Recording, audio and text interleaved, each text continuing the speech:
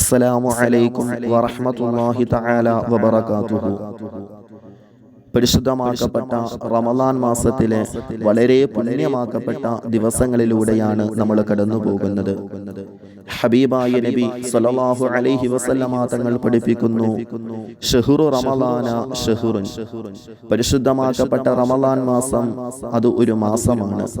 കതബല്ലാഹു അലൈക്കും സിയാമുഹു, ആ പരിശുദ്ധമാക്കപ്പെട്ട റമളാൻ മാസത്തിൽ അല്ലാഹു സുബ്ഹാനഹു വ തആല നോമ്പിനെ നിർബന്ധമാക്കി.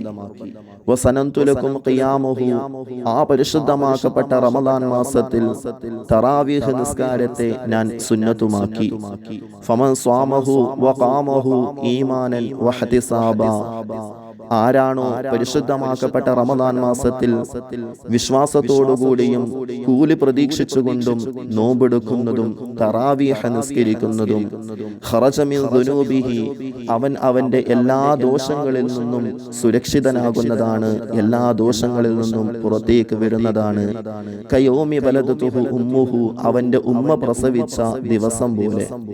അഥവാ ഹബീബായ നബി സല്ലല്ലാഹു അലൈഹി വസല്ലമ തങ്ങൾ വിവരിക്കുന്നത്, പരിശുദ്ധമാക്കപ്പെട്ട റമളാൻ മാസത്തിൽ അല്ലാഹു സുബ്ഹാനഹു വ തആല നോമ്പിനെ നിർബന്ധമാക്കി.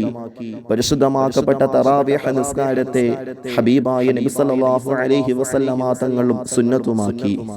ആരാണോ പരിശുദ്ധമാക്കപ്പെട്ട റമളാൻ മാസത്തിൽ ഈമാനോടുകൂടിയും വഹ്തിസാബ, കൂലി പ്രതീക്ഷിച്ചുകൊണ്ടും ആരാണോ പരിശുദ്ധമാക്കപ്പെട്ട റമളാൻ മാസത്തിൽ നോമ്പ് അനുഷ്ഠിക്കുന്നതും തറാവീഹ് നിസ്കരിക്കുന്നതും, എന്നാൽ അവനക്കുള്ള പ്രതിഫലമായി അല്ലാഹുവിന്റെ ഹബീബ് പറയുന്നത്, അവൻ അവന്റെ എല്ലാ ദോഷങ്ങളിൽ നിന്നും സുരക്ഷിതനാകുന്നതാണ്, എല്ലാ ദോഷങ്ങളിൽ നിന്നും അവൻ പുറപ്പെടുന്നതാണ്, അവന്റെ ഉമ്മ പ്രസവിച്ച ദിവസം പോലെ. അഥവാ ഒരു കുട്ടിക്ക് ഒരു മാതാവ് ജന്മം നൽകുമ്പോൾ ഒരു പാപവും ചെയ്യാത്ത പാപസുരക്ഷിതരായ ആ കുട്ടിയെ പോലെയായിരിക്കും ഈമാനോടുകൂടിയും കൂലി പ്രതീക്ഷിച്ചുകൊണ്ടും ഈ പരിശുദ്ധമാക്കപ്പെട്ട റമളാൻ മാസത്തിൽ നമ്മൾ നോമ്പനുഷ്ഠിക്കുമ്പോഴും തറാവീഹ് നിസ്കരിക്കുമ്പോഴും നമുക്ക് ലഭിക്കുന്ന പ്രതിഫലം അല്ലാഹു തആല നൽകി അനുഗ്രഹിക്കുമാറാകട്ടെ.